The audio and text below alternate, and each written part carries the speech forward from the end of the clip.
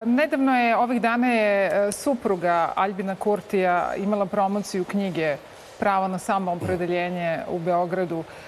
Kada se baca drvlje i kamenje na Beograd da je netolerantan, ne vodi se računa i o ovakvim situacijama. I to od strane naših. Vi, Verice, se trudite da ozbiljnom argumentacijom o nečemu govorite. Večeras je Aljbin Kurti, večeras, što ja pratim i super je što Kosovo online prenese uvek sve njihove izjave i to je mnogo važno da možemo u trenutku da vidimo šta je to što izjavljuju, jer nažalost ne govorimo albanski. Nismo dovoljno obrazovani.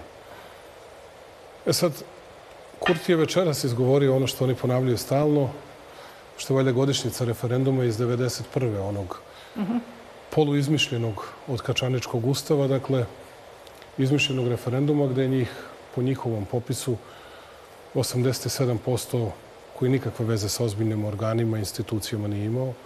87% njih se izjasnilo za Kosovo Republiku, odnosno nezavisno Kosovo. I on se hvali time i govori da je to najviša vrednost, vrednost slobode.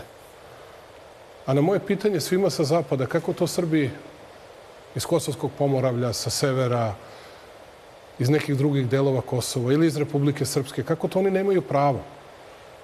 Pri tome, da se odmah razumemo, ja poštujem integritet Bosne i Hercegovine i uvek ću da ga poštujem.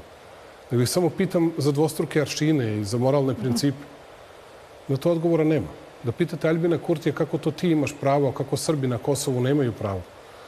Pa eto, može mi se.